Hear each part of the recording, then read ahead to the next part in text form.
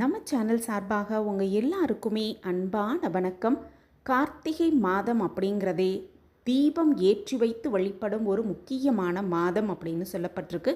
இந்த கார்த்திகை மாதம் முழுவதுமே தினமும் மாலையில் வீடுகளிலும் ஆலயங்களிலும் விளக்கேற்றி வழிபடுவது அப்படிங்கிறது அக்னியின் வாயிலாக ஆண்டவனுக்கு நம்ம அளிக்கும் பெரும் யாகத்திற்கு நிகரான பலனை தரக்கூடியது அப்படிங்கிறது உண்மை.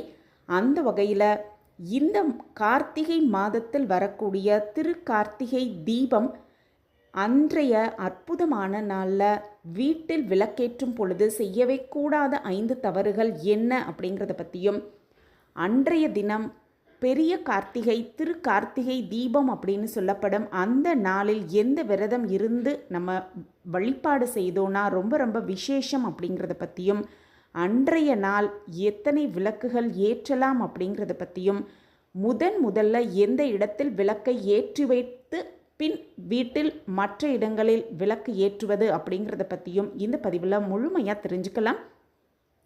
பதிவை எங்கேயுமே மிஸ் பண்ணாமல் பாருங்கள். அப்போ தான் எல்லா தகவல்களும் உங்களுக்கு கிடைக்கப்பெற்று அந்த திருக்கார்த்திகை தீபத்தில் செய்ய வேண்டிய முறைகளை சரியாக பின்பற்றி ஈசனின் பரிபூரண ஆசிர்வாதத்தை முழுமையாக பெற்றுக்கொள்ளலாம். வணக்கம். நம்ம சேனலுக்குள்ளே உங்கள் எல்லாரையும் வரவேற்கிறதுல எனக்கு ரொம்ப ரொம்ப சந்தோஷம். இறைவனோட ஆசிர்வாதம் எல்லாருக்கும் கிடைக்கட்டும். கார்த்திகை தீபம் அப்படிங்கிறது தீப திருவிழா அப்படின்னே சொல்லலாம். நம்ம வீடுகளில் எல்லாமே தீப ஒளியில் அப்படியே ஜொலிக்கும். அந்த தீப திருநாளில் நம்ம வீட்டில் சில தவறுகளை நம்ம தெரியாமல் அதை தவறுன்னு தெரியாமலே செஞ்சுக்கிட்டு இருப்போம். அந்த தவறுகளை தவிர்த்து விடுவது ரொம்ப ரொம்ப நல்லது அப்படின்னே சொல்லப்பட்டிருக்கு. கார்த்திகை தீபம் அப்படிங்கிறது வீடு மங்களகரமாக இருக்கவும், நம்ம நினைத்த காரியம் நிறைவேறவும், நம்ம பிரார்த்தனை பலிக்கவும் இறைவனுக்காக சமர்ப்பிக்கப்படும் ஒரு தீப திருவிழா அப்படின்னே சொல்லப்படும். கார்த்திகை மாதம் அப்படிங்கிறது ஒளி நிறைந்த மாதம் அப்படின்னே சொல்லப்பட்டிருக்கு. பலருக்கும் இந்த மாதம் பிடித்த மாதம் அப்படின்னு சொல்லுவாங்க. அந்த மாதத்தில் எல்லோருமே மிக மகிழ்ச்சியாக விளக்கு ஏற்றி வைத்து வழிபாடு செய்வாங்க. இந்த மாதத்தில் திருக்கார்த்திகை தீப திருநாள் மட்டுமல்லாமல் இந்த மாதம் முழுவதுமே கார்த்திகை மாத முழுவதுமே வீட்டில் விளக்கேற்றி வைத்து வழிபாடு செய்வது ரொம்ப ரொம்ப விசேஷம். இந்த மாதத்தில் தான் சோமவார விரதம், சங்காபிஷேகம் அப்படின்னு, அது மட்டும் அல்ல ஐயப்ப பக்தர்கள் விரதமிருந்து மாலை அணிவிப்பது, இந்த மாதிரி பல விசேஷங்கள் நிறைந்த இந்த கார்த்திகை மாத தீப திருவிழா அன்னைக்கு சில விஷயங்களை நம்ம செய்யவே கூடாது. அது என்னென்ன தவறுகள் அப்படிங்கிறத இப்போ நம்ம பார்த்துடலாம்.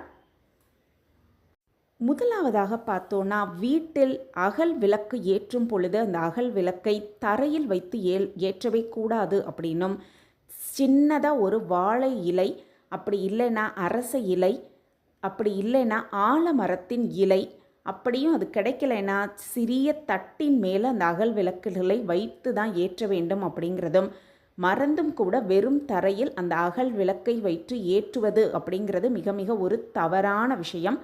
அடுத்த விஷயமா பார்த்தோன்னா, கார்த்திகை தீப திருநாள் அன்னைக்கு எக்காரணத்தை கொண்டும் வீட்டில் விளக்கு ஏற்றாமல் வீட்டை பூட்டிவிட்டு வெளியிடங்களுக்கு செல்வது அப்படிங்கிறது மிக மிக ஒரு தவறான விஷயம். எந்த கார்த்திகை தீபத்தன்று ஏதாவது ஒரு ஆன்மீக ரீதியான வழிபாட்டிற்காக வெளியிடங்களுக்கோ கோவில்களுக்கோ செல்வதாக இருந்தாலும் கூட வீட்டில் விளக்கு ஏற்றி வைத்து செல்வது அப்படிங்கிறது ரொம்ப ரொம்ப நல்லது. அப்படி இல்லை அப்படின்னா பக்கத்து வீட்டில் இருப்பவர்களோ அல்லது சொந்த பந்தங்கள் யாராவது ஒருவரை வீட்டுக்கு வர சொல்லி நிலை வாசலிலாவது கட்டாயமாக 2 விளக்கு ஏற்றி வைப்பது அப்படிங்கிறது ரொம்ப ரொம்ப ஒரு உகந்தது. நம்ம வீடு கார்த்திகை தீபத்தன்று இருள் அடைந்து இருக்கவே கூடாது அப்படிங்கிறது மிக மிக ஒரு முக்கியமான விஷயம். தீப திருவிழா அன்னைக்கு மறந்தும் கூட அன்றைய நாள் அசைவம் சாப்பிடுவதை தவிர்த்து விடுவது ரொம்ப ரொம்ப நல்லது அப்படின்னும், அதே போல் தீபம் ஏற்றி முடித்து வைத்து விட்டோம், இரவு அசைவம் சாப்பிடுவது, இந்த மாதிரி விஷயங்களை தவிர்த்து விடுவது ரொம்ப ரொம்ப நல்லது அப்படின்னே சொல்லப்பட்டிருக்கு. அதே போல் அந்த கார்த்திகை தீப திருநாள் அன்னைக்கு கை நீட்டி கடன் வாங்கவோ கடன் கொடுக்கவோ கூடவே கூடாது அப்படின்னும், அதே போல் அன்றைய நாள் முடிந்தவரை பண சம்பந்தமான விஷயங்களில் பேச்சுவார்த்தைகள் நடத்தாமல் இருந்து இறைவன் வழிபாடு மட்டுமே செய்யும் அந்த அற்புதமான நாளை வழிபாட்டுக்காகவே ஒதுக்கி வழிபடலாம். பண சம்பந்தமான பேச்சுவார்த்தை நடத்தாமல் இருப்பது அடுத்த ஒரு முக்கியமான விஷயமா பார்க்கப்படுது. அடுத்ததாக பார்த்தோன்னா, சுமங்கலி பெண்கள், அந்த வீட்டின் மகாலட்சுமிகளாக இருக்கும் பெண்கள் தீபம் ஏற்றி வைத்த அன்றைய நாள் தலைவிரி கோலமாக இருப்பது அப்படிங்கிறது மிக மிக ஒரு தவறான விஷயம். அதே போல் மனவேதனைப்பட்டோ கண்ணீர் சிந்திக்கொண்டோ தேவையில்லாத வார்த்தைகளை பேசுவது, தேவையில்லாத சொற்களை உபயோகிப்பது, இந்த மாதிரி விஷயங்களை தவிர்த்து விடுவது ரொம்ப ரொம்ப நல்லது அப்படின்னும் சொல்லப்பட்டிருக்கு. தீபம் ஏற்றி வைத்து மனதால் இறைவனை நம்பிக்கையோடு வழிபடுவதான் முக்கியமாக செய்ய வேண்டிய ஒரு விஷயமாக பார்க்கப்படுது. அதே போல் இந்த அற்புதமான கார்த்திகை தீப திருவிழா அன்னைக்கு இந்த விரதம், அதிலும் குறிப்பாக சிவபெருமானை நினைத்து மௌன விரதம் இருப்பது ரொம்ப ரொம்ப சிறப்பு. அன்றைய தினம் காலையிலிருந்தே மௌன விரதத்தை ஆரம்பித்து மாலையில் தீபம் ஏற்றி அதை வழிபாடு செய்யும் வரை, அந்த தீபத்தை பார்க்கும் வரை மௌன விரதம் இருப்பது அப்படிங்கிறது ரொம்ப ரொம்ப ஒரு சிறப்பான விஷயம். இப்படி இருப்பதால் நினைத்த காரியம் அனைத்தும் நிறைவேறும் அப்படிங்கிறது 100% உண்மை. பிரார்த்தனை எதுவாக இருந்தாலும் அந்த பிரார்த்தனை 100% நிறைவேறும் அப்படிங்கிறது நிச்சயமான உண்மை அப்படின்னு தான் சொல்லப்படும். அதே போல் இந்த கார்த்திகை தீப திருநாளன்னைக்கு மொத்தமாக எத்தனை விளக்குகள் ஏற்ற வேண்டும் அப்படிங்கிற சந்தேகமும் நிறைய பேருக்கு இருக்கும். கார்த்திகை தீபத்தன்று குறைந்தபட்சம் 27 விளக்குகள் ஏற்ற வேண்டும் அப்படின்னு சொல்லப்பட்டிருக்கு. இந்த 27 அப்படிங்கிற எண் 27 நட்சத்திரங்களை குறிக்கிறது. 27 வைக்க முடியாதவர்கள் குறைந்தது 9 விளக்குகள் கட்டாயமாக ஏற்ற வேண்டும் அப்படிங்கிறது ஐதீகம். அதுக்கு மேலே எவ்வளவு முடியுதோ வீடு முழுக்க தீபங்களால் நிறைய வைத்து ஜோதிமயமாக நம் வீட்டை மாற்றிக்கொள்வதும் அவரவர் கையில் இருக்கிறது.